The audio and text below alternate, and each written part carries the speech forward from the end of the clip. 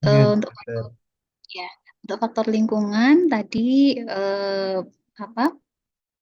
Terutama di lingkungan padat penduduk ya dan sosial ekonomi rendah. Nah, ini adalah patogenesis dari demam rematik akut ya. Jadi untuk ada beberapa faktor ya yang berperan di sini ya. Ini yang pertama ya, yaitu adanya faringitis yang disebabkan oleh grup A Streptococcus beta hemolyticus yang untreated ya. Untreated itu artinya tidak teratasi dengan baik atau bahkan mungkin tidak mendapatkan terapi yang sesuai atau tidak diterapi sama sekali ya.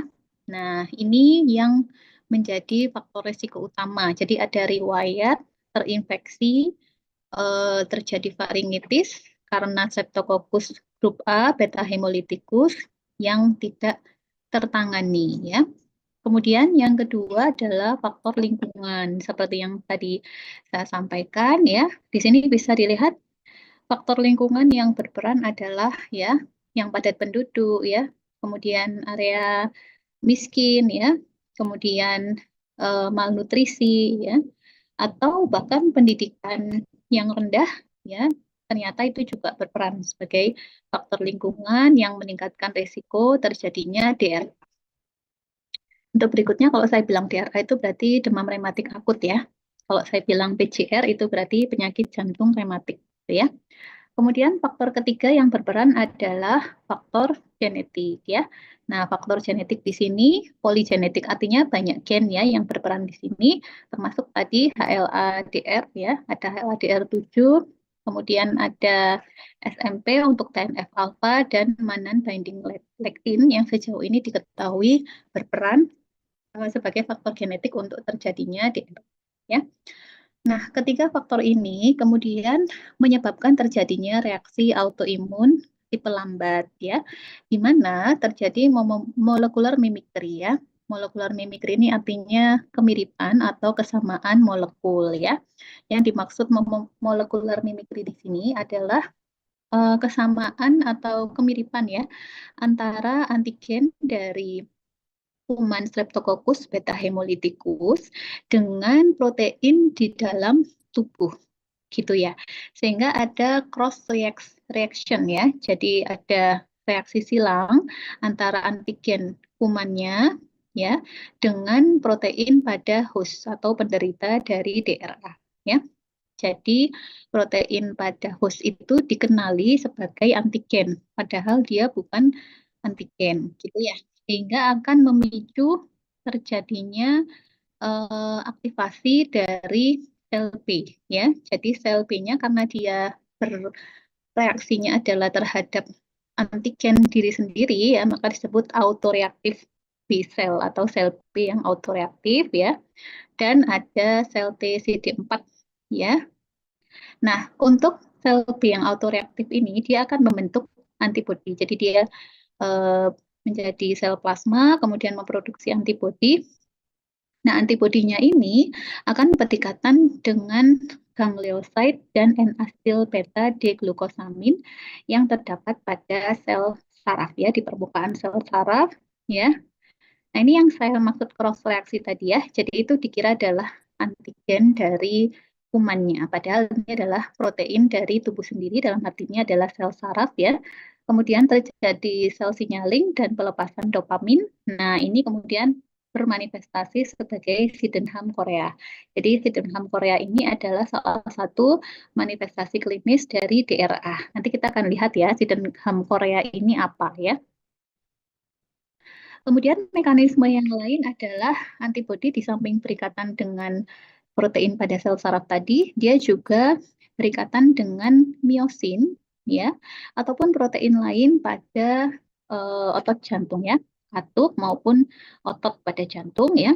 Kemudian limfosit akan mulai menempel ya pada miosin maupun protein pada jantung tadi itu, kemudian akan memicu terjadinya inflamasi ya, maka akan terjadi tankarditis ya atau peradangan pada jantung ya, entah itu pada perikarditisnya, pada miokarditisnya, atau bahkan pada endokarditisnya.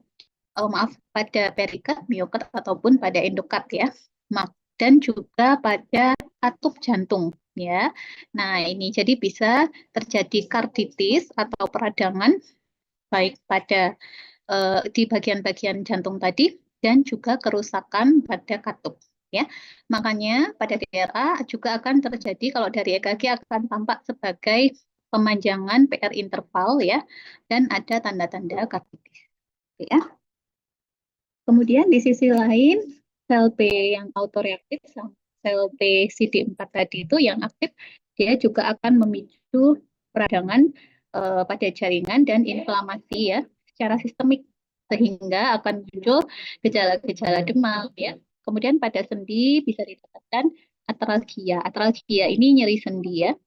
Kemudian terjadi eritema marginatum. Eritema marginatum nanti kita lihat ya, ini berupa ruam kemerahan pada kulit. Kemudian ada nodul suputan ya atau nodul atau benjolan pada suputan atau di bawah kulit, namanya Osler's node ya. Lalu karena ada peradangan atau inflamasi tadi, maka akan terjadi peningkatan eh, faktor-faktor atau marker ya inflamasi, misalkan seperti ESR.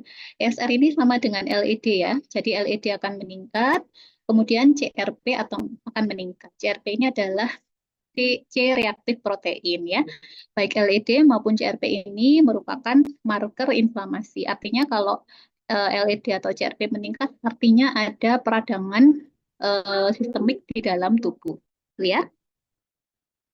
Oke, saya lanjutkan ya. Nah, demam rematik akut itu ada stadiumnya ya. Jadi dia tidak berlangsung dalam waktu yang cepat, tapi ada tahapan-tahapannya ya.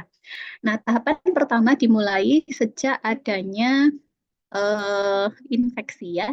Jadi dimulai dari infeksi kuman beta streptococcus hemolyticus grup A ya, yang kemudian akan menyebabkan infeksi di saluran nafas atas, terutama tadi di faring ya dan tonsil.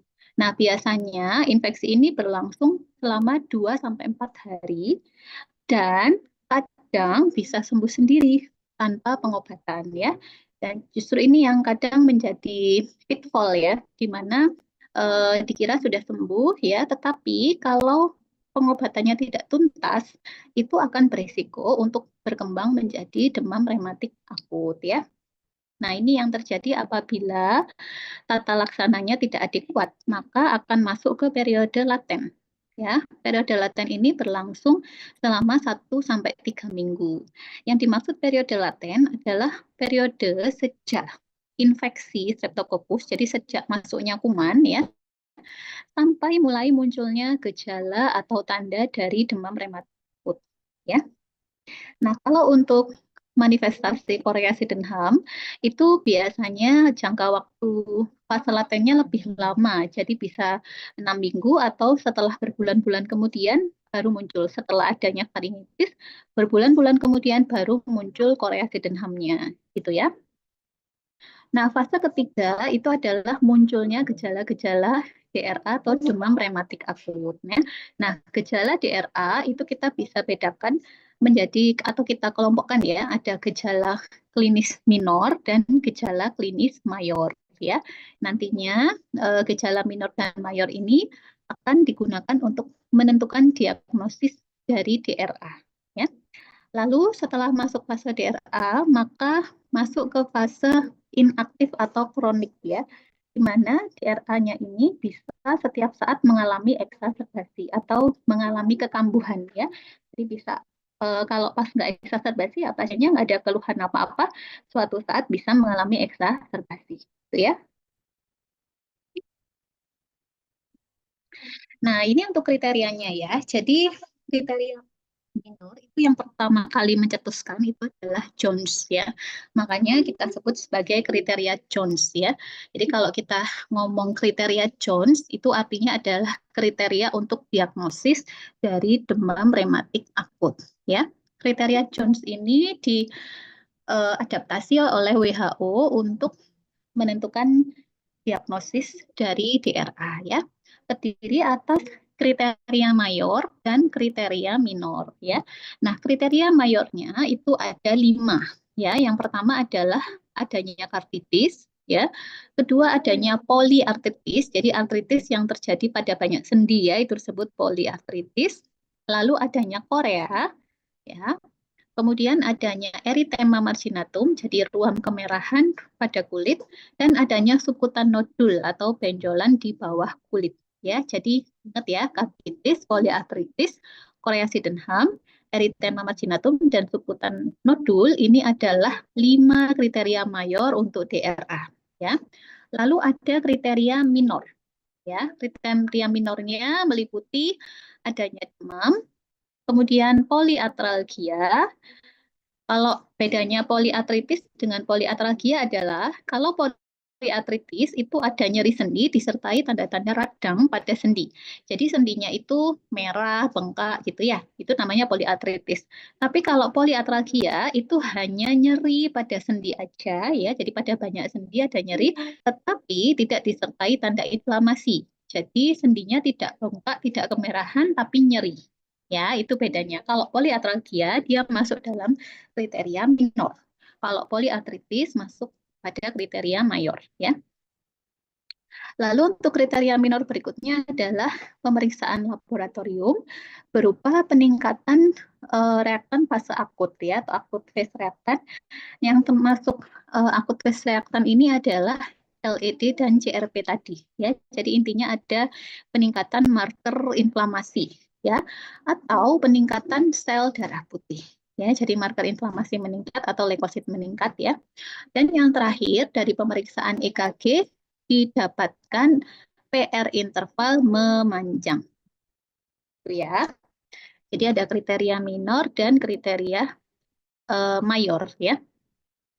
Nah, kemudian ada bukti infeksi Streptococcus beta hemolyticus ya.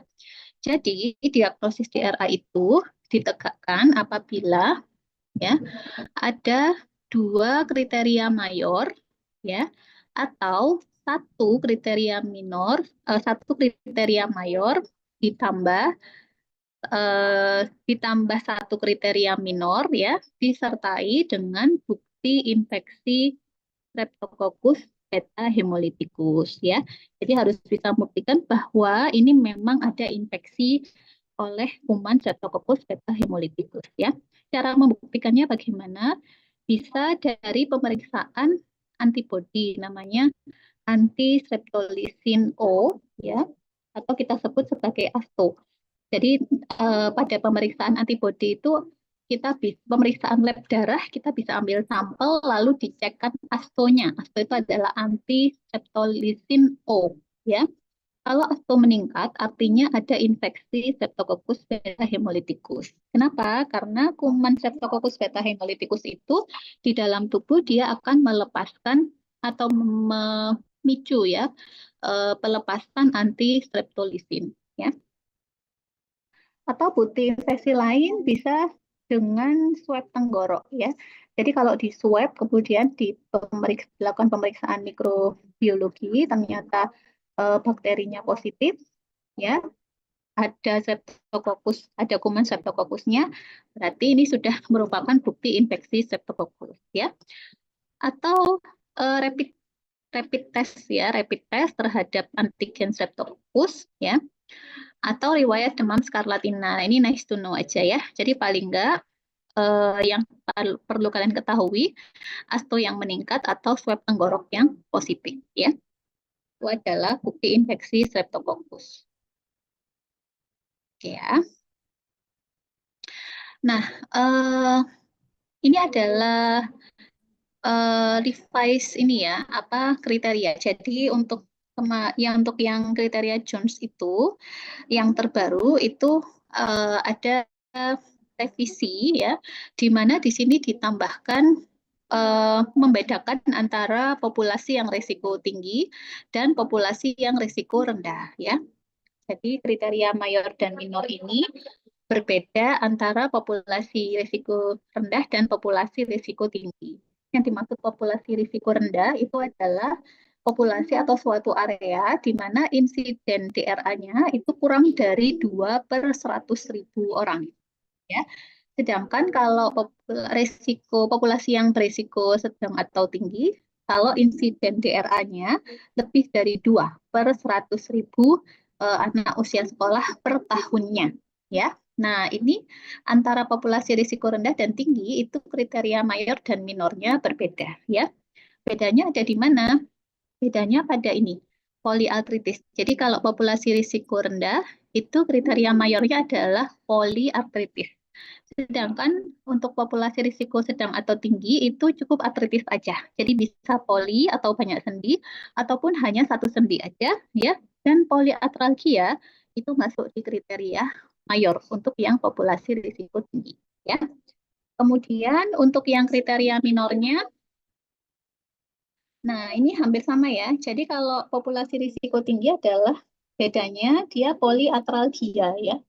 Sedangkan untuk populasi risiko rendah poliatralgia, sedangkan populasi risiko tinggi adalah monoatralgia. Jadi satu sendi aja yang mengalami nyeri itu sudah termasuk dalam kriteria minor untuk yang populasi risiko sedang sampai tinggi ya. Kalau untuk lain-lainnya sama seperti kriteria John sebelumnya. Jadi karditis, korea, eritema, nodul sebutan yaitu sama ya. Sedangkan kriteria minornya juga sama ya. Seperti sebelumnya. Jadi ada selain poliatralgia ada demam, kemudian dari pemeriksaan laboratorium adanya peningkatan LED atau CRP dan pemeriksaan EKG adalah adanya interval PR yang memanjang ya. Sama ya seperti sebelumnya. Jadi kalau ada dua kriteria mayor ini ya, ditambah dengan adanya dua kriteria mayor atau satu kriteria mayor ditambah dua kriteria minor plus ada bukti infeksi Streptococcus ya, maka sudah bisa ditegakkan diagnosis DRA atau demam rematik akut ya.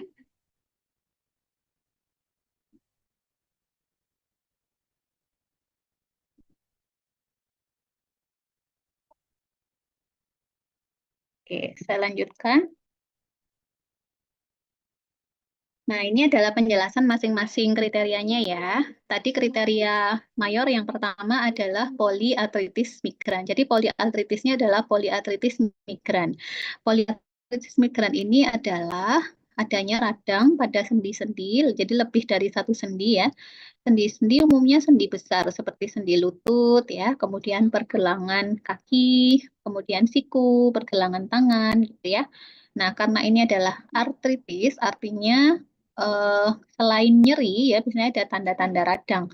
Jadi bengkak, merah, panas di sekitar sendi, dan ada gangguan fungsi. Jadi sendinya itu menjadi sulit untuk digerakkan ya.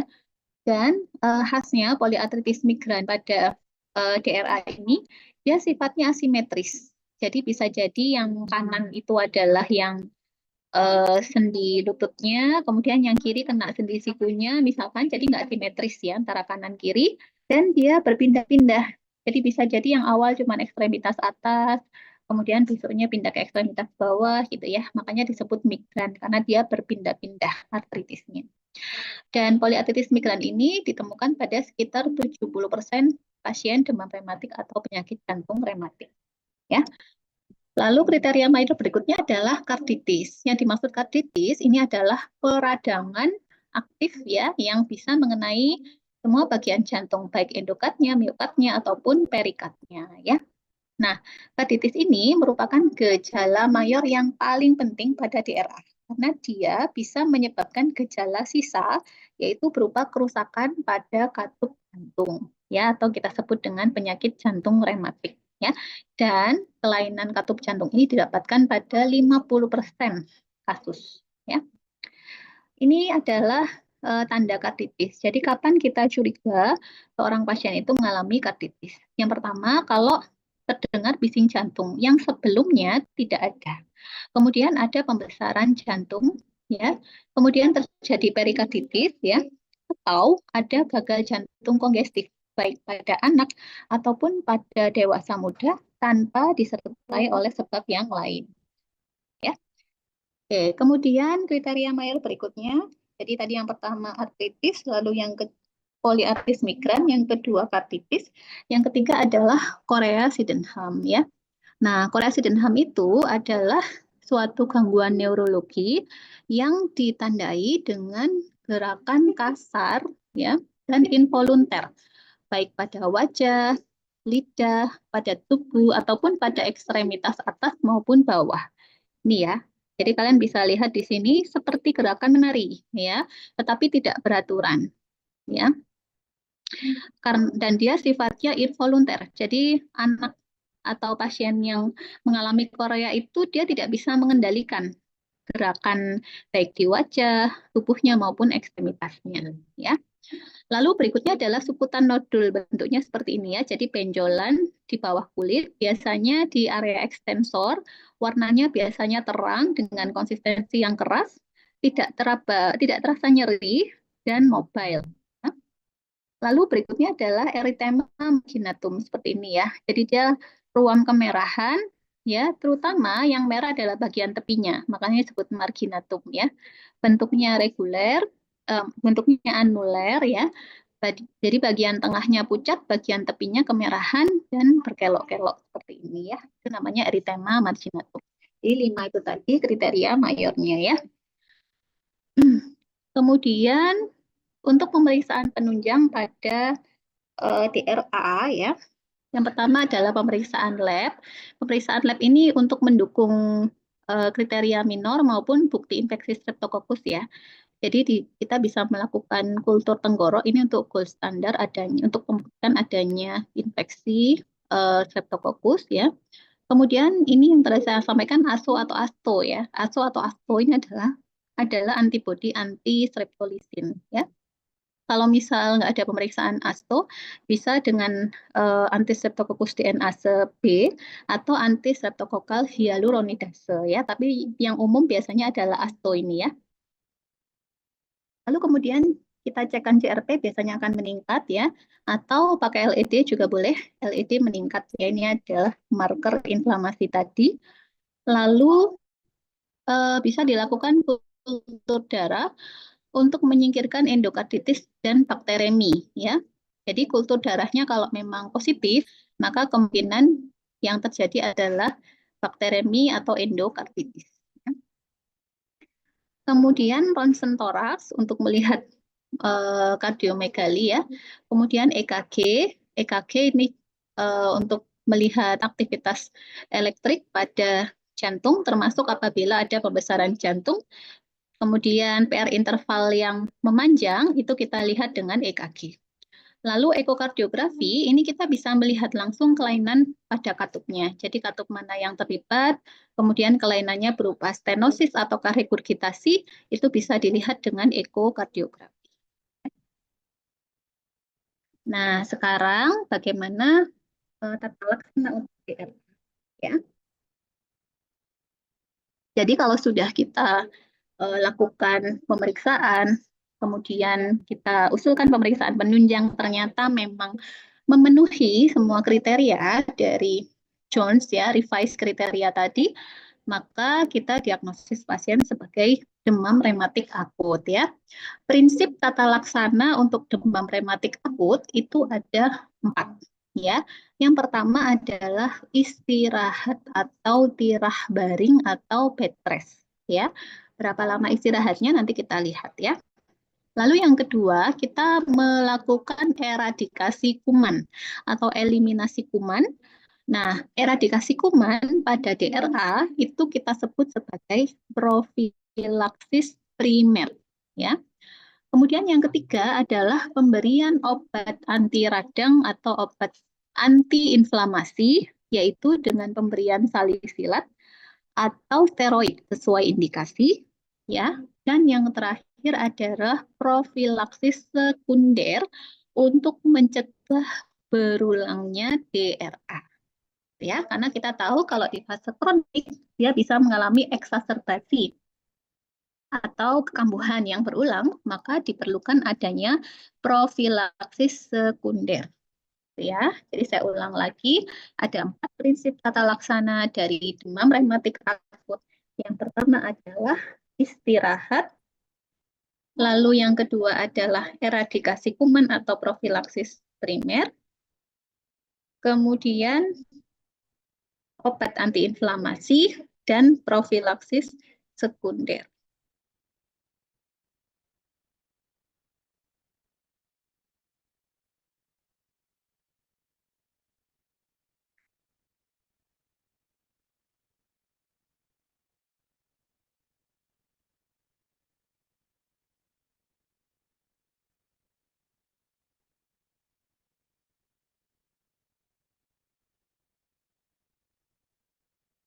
Oke, saya lanjutkan ya.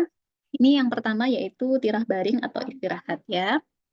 Jadi berapa lama tirah baring itu dilakukan?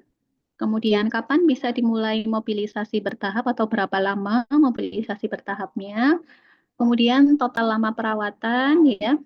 Dan kapan bisa mulai dilakukan aktivitas olahraga setelah pulang? Itu tergantung dari klinis DRA-nya ya. Apakah klinisnya itu hanya artritis tanpa ada karditis ya, atau karditis tanpa disertai kardiomegali ya, atau karditis dengan kardiomegali dan karditis dengan gagal jantung ya. Kalau artritis tanpa karditis, maka tirah baringnya hanya 2 minggu. Tapi kalau sudah ada karditisnya, bed rest minimal 4 minggu. Ya, dengan kardiomegali itu 6 minggu. Dan kalau sudah dengan gagal jantung, maka harus lebih dari 6 minggu untuk tirah baringnya. Ya, dan kita perhatikan di sini mobilisasinya juga akan semakin lama apabila ada keterlibatan jantung ya, lama perawatan dan olahraga yang bisa dilakukan kalau untuk karditis tanpa kardiomegali atau artritis saja tanpa karditis itu setelah bed rest sesuai dengan waktu ini maka udah bebas ya, boleh melakukan kegiatan olahraga apapun. Tapi kalau sudah ada kardiomegalinya tidak diperkenankan olahraga yang sifatnya kompetitif ya. Dan bahkan untuk karditis yang dengan gagal jantung, maka tidak disarankan untuk melakukan olahraga. Jadi betul-betul diminimalisir exercise yang berat, ya. Dihindari ya exercise yang berat. Kemudian tata laksana kedua tadi adalah profilaksis primer ya. Jadi eradikasi kuman atau profilaksis primer ditujukan untuk mengeradikasi dari Streptococcus beta hemolyticus grup A-nya. Ya, ini ya. Jadi terapi, nah ini tujuannya adalah untuk mengatasi Streptococcus yang masih ada yang menyebabkan faringitis tadi, ya. Pemberiannya adalah antibiotik ya secara intramuskuler yaitu dengan benzatin penisilin G ya. Jadi ini sudah tertera di sini jenis antibiotiknya yaitu benzatin penisilin G. Dosisnya berapa? Kalau untuk anak-anak 600.000 unit ya, ini unit ya. Secara intramuskuler. Kalau berat anaknya kurang dari 27. Tapi kalau untuk berat anak lebih dari 27 atau pasien dewasa, maka dosisnya sama yaitu 1,2 juta unit secara intramuskuler. Pemberiannya hanya 1 kali saja. Jadi hanya pada saat fase akut itu aja ya. Kalau misalkan tidak bisa pemberian intramuskuler, maka bisa oral pakai penisilin V ya. Ini dosisnya untuk anak per oral 2-3 kali sehari, 250 mg. Kalau untuk dewasa 500 mg 2-3 kali sehari. Pemberiannya selama 10 hari. Ya. Kemudian berikutnya adalah amoksisilin. Ini pilihan lainnya ya, bisa pakai Amox. Ini oral 500 mg 3 kali sehari selama 10 hari. Atau kalau alergi terhadap golongan penisilin, maka bisa menggunakan eritromisin.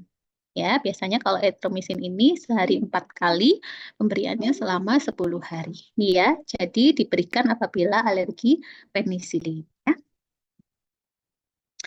Kemudian yang ketiga tadi penggunaan obat anti radang. Jadi untuk anti radangnya eh, ini juga tergantung dari klinisnya ya.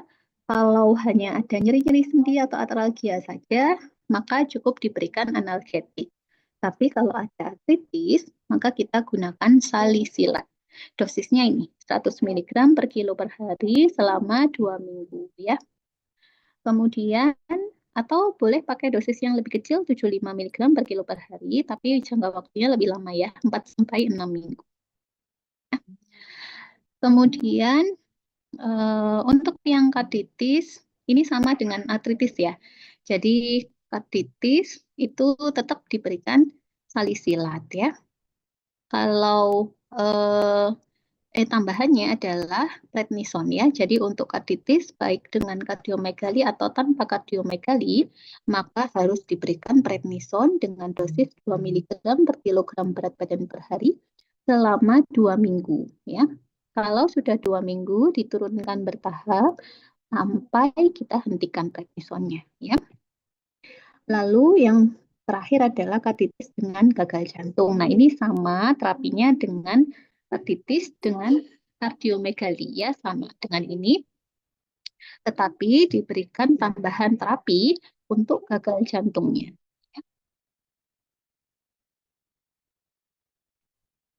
Oke.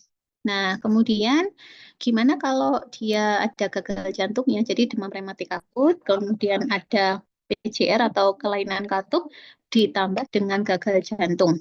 Nah, ini ya, jadi kalau ada kondisi gagal jantung, maka selain diberikan asam salisilat, juga ditambahkan kortikosteroid. Ya, jadi untuk kortikosteroidnya pilihannya adalah prednison ya.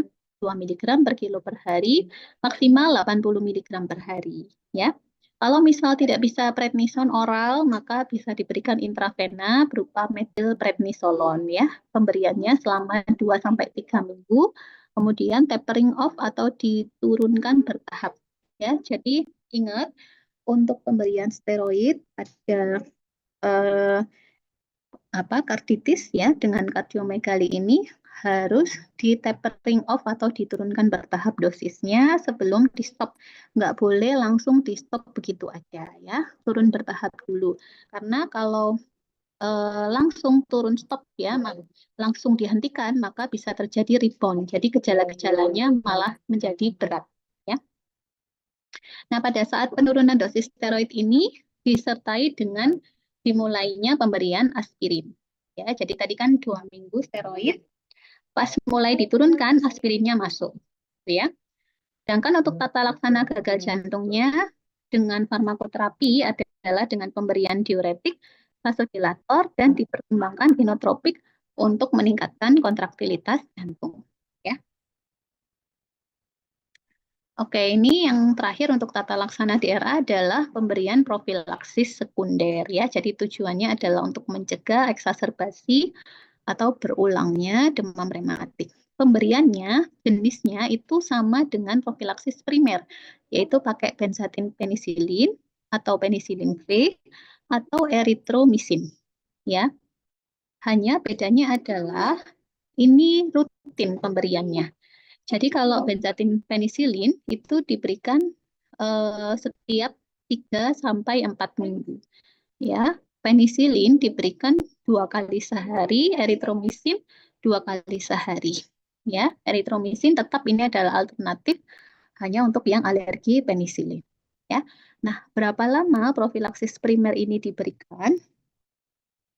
Nah, maaf, profilaksis sekunder ya. Profilaksis sekunder diberikan untuk artritis tanpa kardiomegali, diberikan setiap 4 minggu selama 5 tahun. Jadi jangka panjang ya ini ya, 5 tahun. Kalau karditis tanpa kardiomegali, jadi ada karditisnya, maka lebih lama pemberiannya yaitu sampai usia 18 tahun. Atau misal pertama kali terdiagnosis usia 15 tahun misalnya, maka pemberiannya minimal 5 tahun. Ya. Kalau ada kardiomegali, lebih lama lagi, yaitu sampai usia 25 tahun, ya. Kalau dengan gagal jantung, pemberiannya lebih ini ya, lebih sering, yaitu setiap 3 minggu, ya, sampai usia 25 tahun atau bahkan seumur hidup. Oke, seperti itu. Dan mungkin perlu saya tambahkan juga pada pasien-pasien dengan kelainan katup jantung yang menetap, maka bisa dipertimbangkan untuk operasi penggantian katup atau transplantasi, ya, dengan katup baru, ya. Oke, itu untuk DRA. Saya lanjutkan dulu dengan penyakit katup jantung, ya. Oke, ini uh, untuk mengingatkan kembali aja katup-katup yang ada di jantung, saya kira sudah paham semua ya. Untuk anatomi jantung ada katup trikuspid, ya. Kemudian katup trikuspid di sini memisahkan antara atrium kanan dengan ventrikel kanan, ya. Nah, setelah itu dari ventrikel kanan itu darah akan keluar ke arteri pulmonalis melewati katup pulmonal, ya. Kemudian di sisi kiri jantung ada katup mitral, ya, yang menghubungkan antara atrium kiri dengan ventrikel kiri, ya. Setelah itu dari ventrikel kiri darah akan dibawa ke seluruh tubuh, ya, ke melewati aorta, ya. Nah, eh, sebelum melewati katup aorta itu harus sebelum masuk ke aorta harus melewati katup aorta, ya. Jadi ada 4 katup utama, yaitu katup trikuspid, katup pulmonal, katup mitral, dan katup aorta, ya.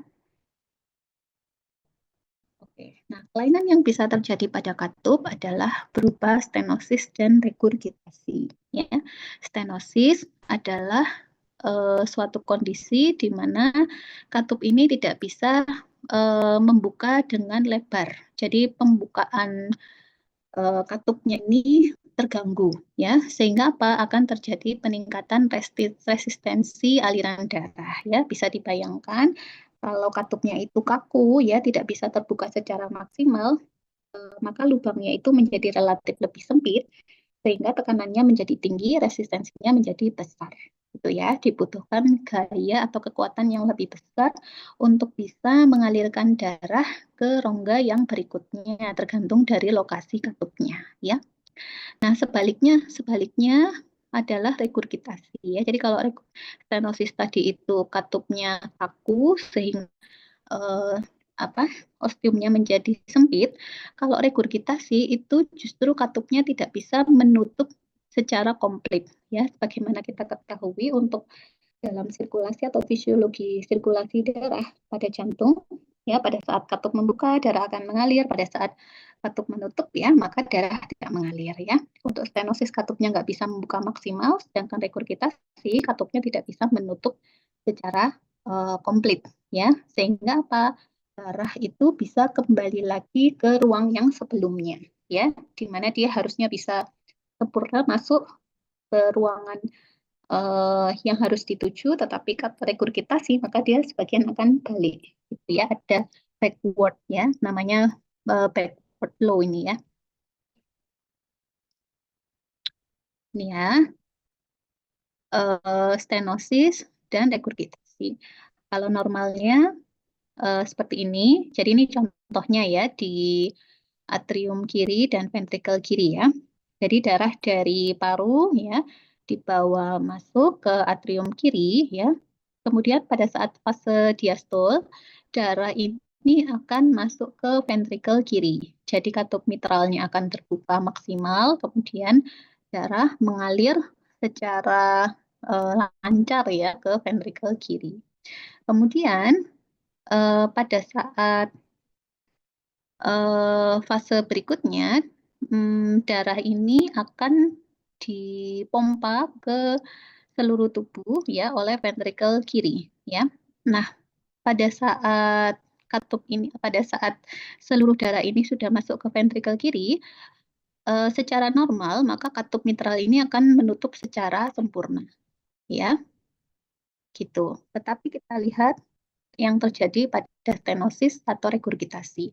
Ini stenosis mitral. Ya, kalau stenosis mitral ini katupnya kaku ya, sehingga darah ini tidak bisa mengalir secara sempurna ke ventrikel kiri, ya. Nah, pada saat perpindahan darah dari atrium kiri ke ventrikel kiri ini melewati katup yang stenosis ini, maka akan terjadi turbulensi aliran darah yang menyebabkan terdengarnya suara bising. Ya, bisingnya sesuai dengan proyeksi katup mitral, gitu ya. Nah, sebaliknya kalau regurgitasi ya, maka eh, seharusnya katup mitral ini bisa menutup sempurna setelah darah itu mengalir sepenuhnya ke ventrikel kiri, ya. Nah, pada saat dia harusnya nutup, nyata nutupnya tidak sempurna sehingga sebagian darah ini akan mengalir balik kembali ke atrium kiri, gitu ya.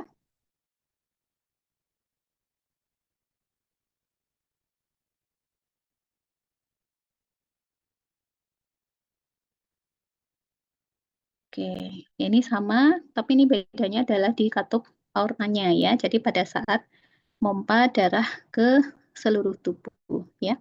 Ini yang ini ya regurgitasi ya. Sebagian darah balik ke dalam ventrikel kiri ya. Sedangkan yang stenosis ini dia sulit mau ke aorta. Oke. Nah, ini adalah penyebab kenapa bisa terjadi kelainan katup ya. Tadi salah satunya yang sudah kita pelajari adalah adanya penyakit jantung rematik tadi ya, yang diawali dengan DRA atau rematik demam rematik akut atau rematik fever ya. Dan ini memang salah satu penyebab tersering ya adanya kelainan katup ya. Misalkan ini sebagai contoh stenosis mitral ya itu sering disebabkan oleh rematik fever.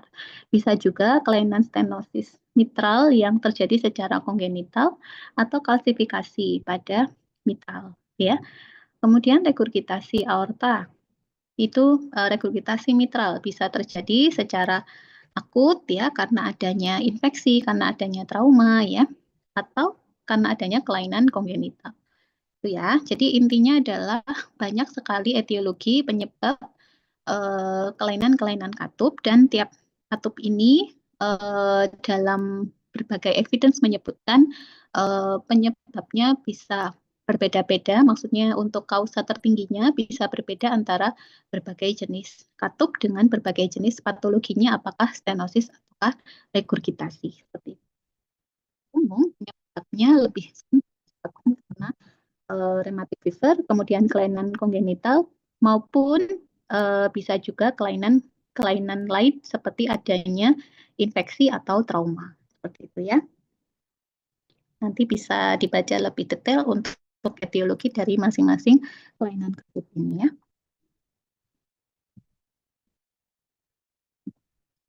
Nah, ini secara umum ada faktor dari host, yaitu dari segi usia, biasanya pada pasien usia tua ya itu lebih tinggi resikonya untuk terjadinya kelainan katup yang degeneratif ya.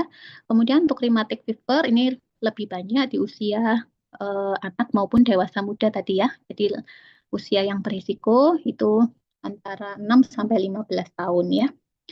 Kemudian kelainan kongenital. Nah, ini kalau memang kongenital maka eh, sejak awal ya defeknya itu sudah terjadi.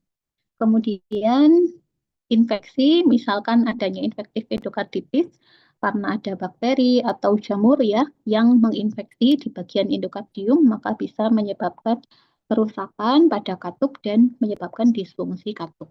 Kemudian degenerasi kalsifikasi ya, jadi akumulasi dari deposit kalsium. Nah, ini akan menyebabkan seringnya terjadi stenosis ya. Kalau untuk akumulasi dari kalsium ini biasanya pada pasien-pasien dengan aterosklerosis atau pada pasien usia tua ya itu didapatkan degenerasi kalsifikasi. Kemudian gejala klinisnya apa? Kalau ada kelainan katup, gejalanya berupa dyspnea, kemudian pasien sering lelah, didapatkan palpitasi, bahkan bisa terjadi sinkop ya. Nah, ini kalau sudah tadi dari gejala klinis yang bisa muncul pada pasien yang kita curigai, lakukan pemeriksaan fisik. Nah, kalau ada kelainan pada katup, biasanya akan terdengar suara murmur. Ya, seperti yang saya sampaikan tadi, lokasi murmurnya di mana, kemudian jenis murmurnya, terjadinya pada fase apa, itu tergantung dari kelainan katupnya. Ya, sebagai contoh, kalau untuk stenosis aorta misalnya ya. Nah, kalau stenosis aorta itu kan stenosisnya pada katup aorta ya. Berarti dia baru terdengar ketika darah mengalir dari ventrikel kiri ke aorta. Berarti pada saat fase sistolik ya. Makanya murmurnya adalah murmur sistolik ya. Bisa terdengar di pertengahan fase sistolik atau akhir fase sistolik ya. Kemudian biasanya nanti kalian bisa baca ya untuk fase ya, fase murmur proyeksi aorta ya. Jadi kalau memang tidak ada pembesaran jantung, maka kita akan bisa mendengarkan punktum maksimum atau daerah di mana kita mendengarkan murmur paling jelas, yaitu namanya punktum maksimumnya, itu sesuai dengan lokasi dari katup aorta, yaitu di ICS 2 parasternal line dextra ya untuk katup aorta. Kemudian ada mitral stenosis ya. Lalu regurgitasi aorta, kemudian regurgitasi mitral ya. Dan mitral valve prolaps ini menyerupai regurgitasi mitral. Oke. Nah, nanti kalau dari pemeriksaan fisik mendukung ya, jadi ada takipno, takikardi dan terdengar suara murmur ya. Atau bisa kalau sudah late ya bisa terjadi kardiomegali, maka akan kelihatan dari batas-batas jantung yang melebar ya. Nah, pada pasien ini kita bisa pastikan dengan pemeriksaan ekokardiografi ya. Dari ekokardiografi itu bisa dilihat adanya regurgitasi ataupun adanya stenosis dan bisa melihat kelainan katup ya, yang terlibat itu katup yang mana ya. Kemudian cardiac catheterization. Jadi kateterisasi jantung ini bisa ditujukan untuk diagnostik, bisa juga ditujukan untuk terapi ya. Kalau terapeutik kateterisasi bisa untuk menutup defek ya. Kemudian kalau untuk diagnosis maka digunakannya adalah ini ya sebagai angiografi. Jadi untuk melihat aliran darah ya dan untuk mengukur tekanan pada katup ya sehingga bisa mengetahui seberat atau derajat dari kelainan katupnya dan menentukan manajemen yang tepat untuk kelainan katup tersebut ya. Ini untuk algoritma diagnostik kalau ditemukan murmur ya. Jadi kalau ada pasien kita dengarkan murmur, kita pastikan dulu murmurnya apakah patologis atau murmur fisiologi. Jadi ada murmur yang fisiologis atau innocent murmur. Mungkin masih ingat ya di blog fisiologi radio ya. Itu murmur fisiologis memang bisa didapatkan tidak menunjukkan adanya kelainan pada jantung ya. Sedangkan kalau murmurnya patologis ya, kita bisa mengira-ngira kelainannya ada di mana sesuai dengan jenis murmurnya, kemudian fase murmurnya dan punktum maksimumnya ada di mana ya.